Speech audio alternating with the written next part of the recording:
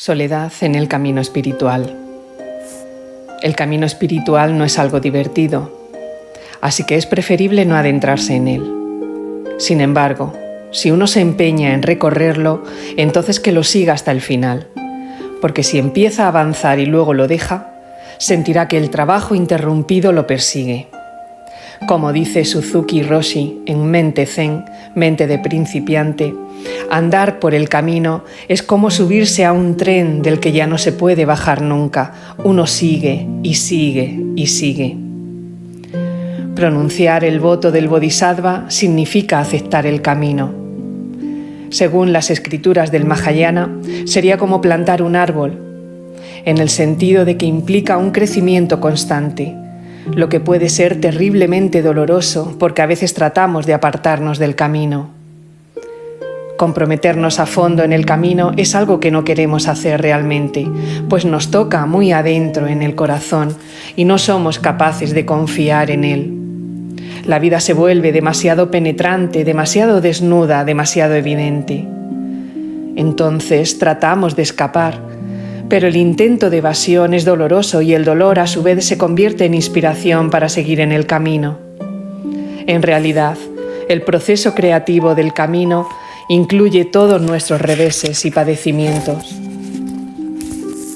La continuidad del camino halla expresión en las nociones del Tantra del fundamento, Tantra del camino y Tantra del fruto. El Tantra del fundamento consiste en reconocer el potencial que existe en nosotros, formarnos parte de la naturaleza búdica. Si no fuera así, no seríamos capaces de captar las enseñanzas. También se trata de reconocer el punto de partida, que son el dolor y la confusión. Nuestro sufrimiento es una verdad y es inteligente.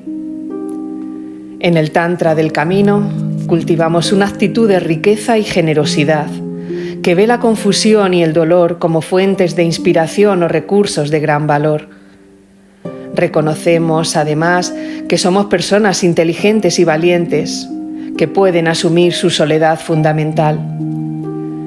Estamos dispuestos a someternos a una operación sin anestesia, a exponernos, a desenmascararnos y a abrirnos más y más y más.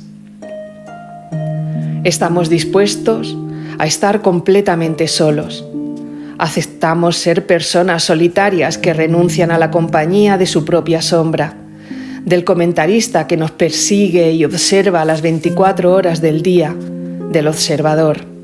En la tradición tibetana, ese observador se denomina Zimpa, que se podría traducir por fijación, aferramiento. Si renunciamos al observador, desaparece la razón de nuestra supervivencia y no tenemos motivos para seguir adelante. Abandonamos la esperanza de sujetarnos a algo. Ese es un paso muy grande hacia el verdadero ascetismo. Debemos renunciar tanto al que pregunta como al que responde. Renunciar al espíritu discursivo, el mecanismo de control que nos dice si vamos bien o mal. ¿Yo soy esto? ¿Yo soy aquello? ¿Qué tal estoy? ¿Estaré meditando correctamente? ¿Estaré estudiando correctamente? ¿Habré adelantado algo? Si renunciamos a todo esto, ¿cómo podremos saber si estamos avanzando en nuestra práctica espiritual? Pero tal vez la única práctica espiritual consista en abandonar el autoengaño, en desistir de nuestra lucha por alcanzar nuestros estados espirituales. No existe más espiritualidad que la de renunciar a todo eso. El paisaje se vuelve entonces muy desolador. Es como vivir entre cumbres nevadas envueltas de nubes y bañadas por la austera luz del sol y la luna. En las laderas de las montañas, violentos vendavales azotan los grandes árboles alpinos y se escucha el estruendo ensordecedor de una catarata. El turista ocasional que viene a tomar fotografías o el alpinista que quiere llegar a la cumbre tendrá quizás una visión muy romántica de estas soledades, pero nadie, quien quiere vivir realmente en medio de tanta desolación, no es nada entretenido, es más bien terrible y aterrador. Sin embargo, es posible hacerse amigo de la desolación y apreciar su belleza. Grandes sabios como Milarepa mantienen un noviazgo con la desolación. Se casan con el desamparo, la soledad psicológica fundamental. No necesitan diversiones físicas o psicológicas.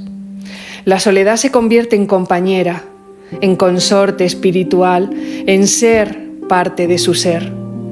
Donde quiera que vayan, hagan lo que hagan, están solos. Tanto si viven en sociedad o en reclusión, tanto si están rodeados de amigos o aislados, cuando practican su meditación, tanto si celebran sus ceremonias solos o con otros, la soledad siempre está ahí. Esa soledad es libertad fundamental. Se ha descrito la soledad como el matrimonio de la sunyata con la sabiduría, porque percibir la soledad permite entender lo vanas que son las ocupaciones dualistas. También se ha descrito como el matrimonio de la sunyata y la compasión, porque la soledad incita a la acción compasiva en todas las circunstancias de la vida. Este descubrimiento revela la posibilidad de cortar las reacciones en cadena, kármicas, que crean una y otra vez situaciones egocéntricas, porque la soledad o el espacio de desolación no sirven de diversión ni tampoco de sustento.